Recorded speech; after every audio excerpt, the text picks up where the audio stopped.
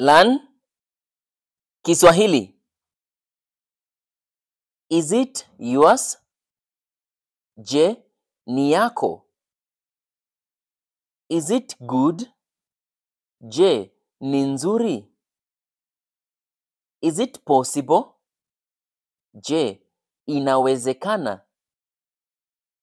Is it far? Je, ni mbali? Is it near? Je, ni karibu? Is it clean? Je, ni safi? Is it working? Je, inafanya kazi? Is it open? Je, iko wazi? Is it expensive? Je, ni ghali? Is it new?